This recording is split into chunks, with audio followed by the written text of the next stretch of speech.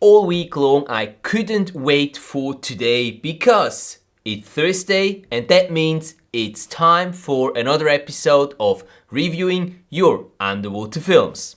Coming up.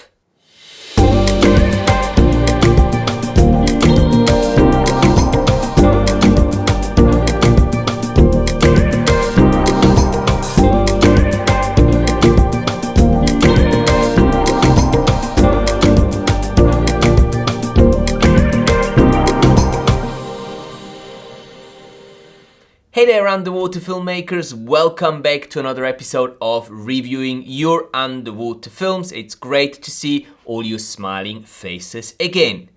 In today's video I will be watching and reviewing a film made by Steve Very, and Steve is taking us along on a dive in Scotland, and he used his GoPro Hero 8 to record the clips that we are about to see. Now, before we get into the dive with Steve, there is one little side note here. First, we still have a couple of spots left on our upcoming underwater videography workshop in Egypt, which is going to take place November 19th to 26th. So if you want to work on your underwater videography skills in a very personal, hands-on, one-on-one, on-location workshop kind of style, then this workshop is perfect for you. I'll leave the link down to the trip booklet down in the video description below, so feel free to go and check it out. And if you feel like this is the perfect opportunity for you, don't hesitate and send me your registration form via email as quickly as possible so we can make sure that we can fit you into this underwater videography workshop as well. And now, having said this and out of our way, let's jump into the underwater world of Scotland and see what Steve has prepared for us. Let's go.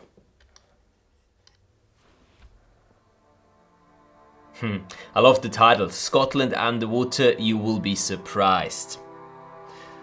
But I have to be fair, it doesn't really look like a typical sunny holiday dive vacation, or dive destination I better say.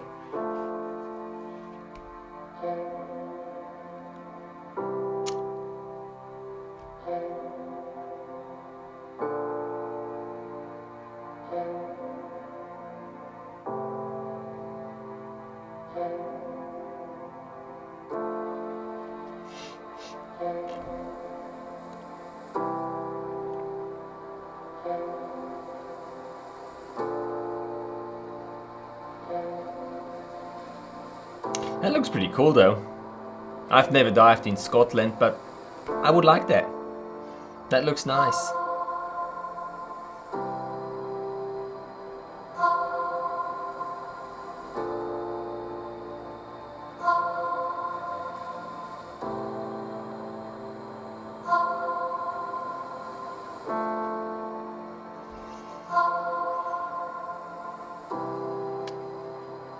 And I do love kelp forests. I think they've just got something magical to it when you swim through all the kelp, and yeah, special. Oh, that makes me feel like at home. 8 degrees water temperature. That's what we get for most of the time here in Switzerland.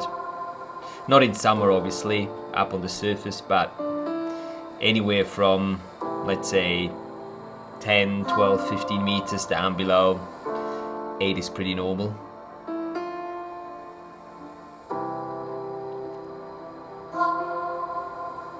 Where's the fish? Oh, there it is. Oh, nice camouflage. Very nice. Cool.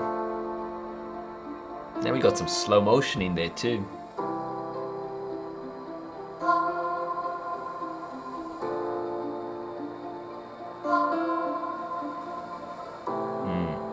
So you can see that Steve is using a light, and I would, my tip goes on, he's using one light. You can see the hot spot, the light beam there.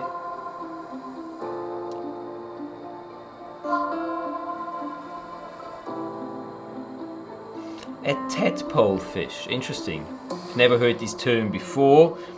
but I can see where the fish is getting the name from.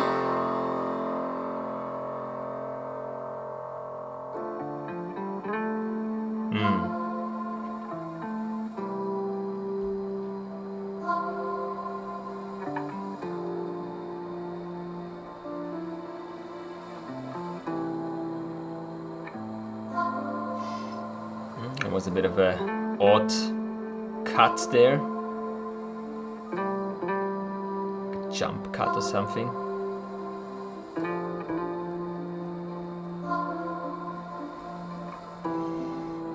Getting a bit shaky here.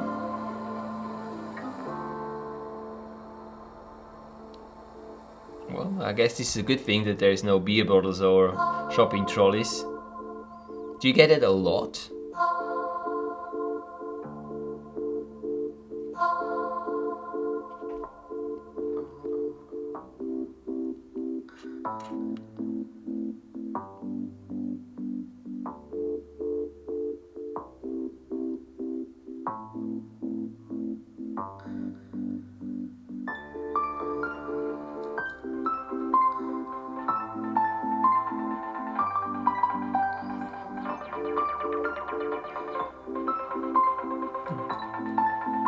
I kind of like your music.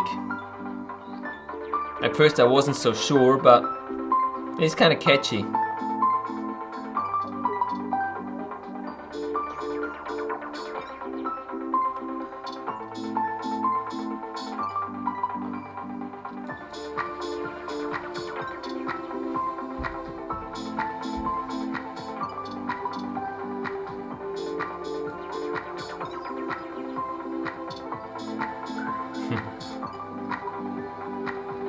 Okay.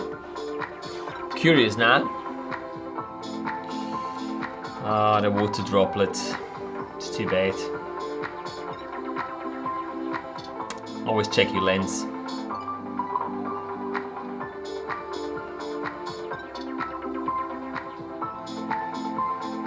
That's pretty cool.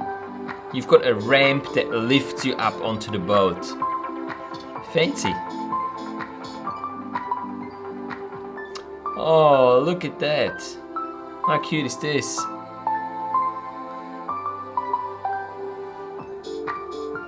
Very cool.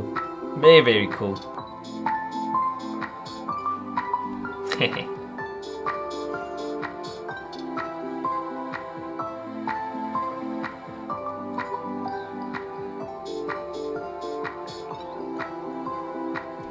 And off he goes. Excellent, Steve. Thank you so much for submitting your work here to this series and allowing me to watch and review it within this series here. I have never dived in Scotland, but I think that you have achieved your goal by showing us what the diving in Scotland can be like. And now I do kind of want to go and dive in Scotland at the next possible opportunity. There's still a couple of things that I would like to pass on to you that you can improve on your or for your future underwater filming projects. First of all, right at the beginning, before you even get into the water and you take those shots on the boat, your lens was dirty. And I know I keep repeating this every now and then when I see this in videos that I review here on the channel.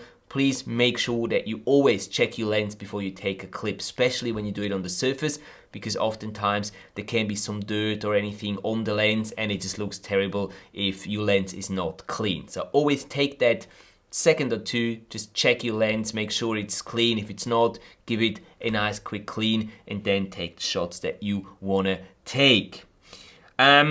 Second, titles. We need to talk about your titles.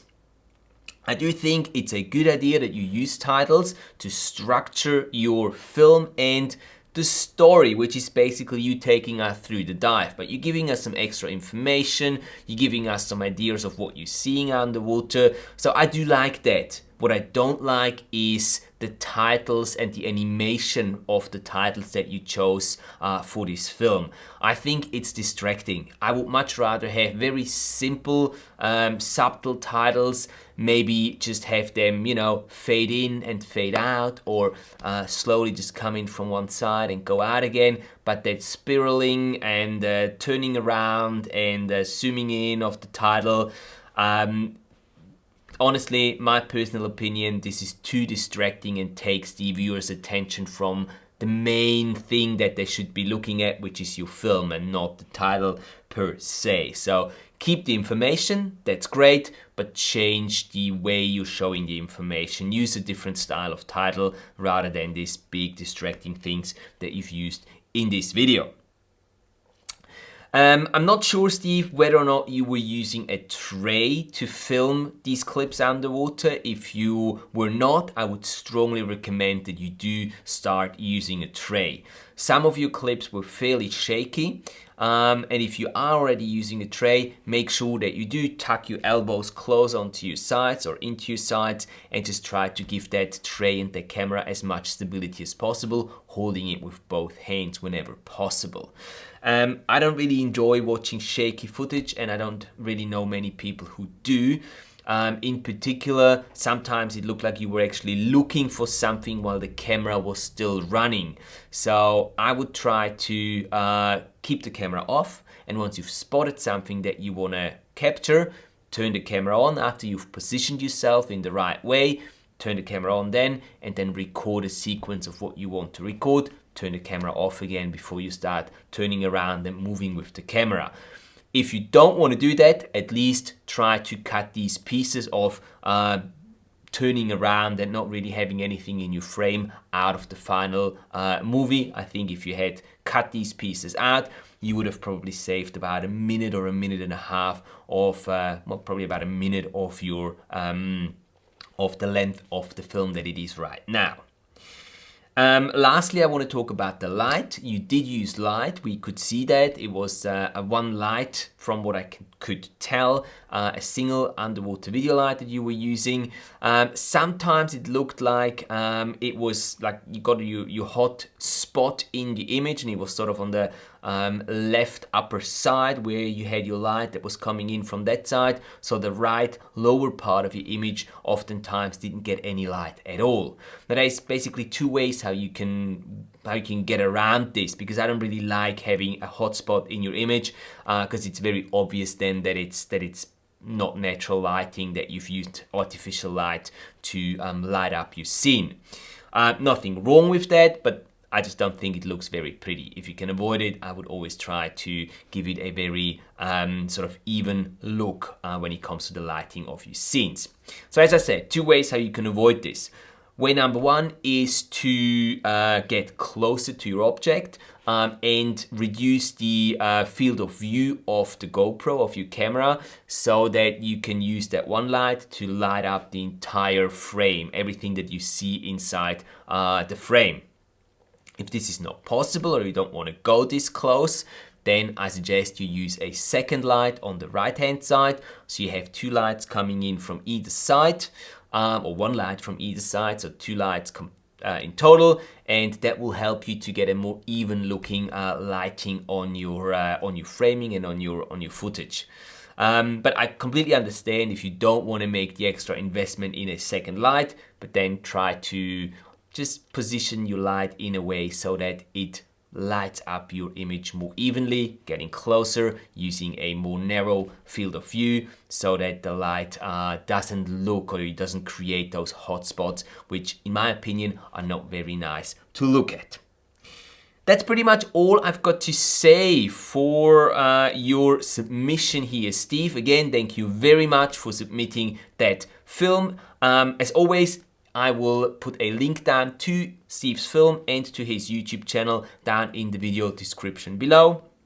So feel free to go over to Steve's channel, leave a like, leave a comment, leave a subscription over there, or just say hi, whichever fits you best. Hopefully, Steve, you were able to take something from this review and my input today, and you can work on improving your underwater filmmaking skills. That way, the same goes for everyone else. Hopefully, you guys were able to take something from this review and Steve's video as well that will help you in create better underwater videos and films yourself. And if that was the case, as always, please do not forget to hit that like button and consider subscribing to the channel so you're not missing out on any future videos that will be uploaded here. That's it from me for today. Thank you so much for watching, guys, and for your time. Until next time, enjoy capturing your amazing underwater adventures, and I will see you in the next video. Take care.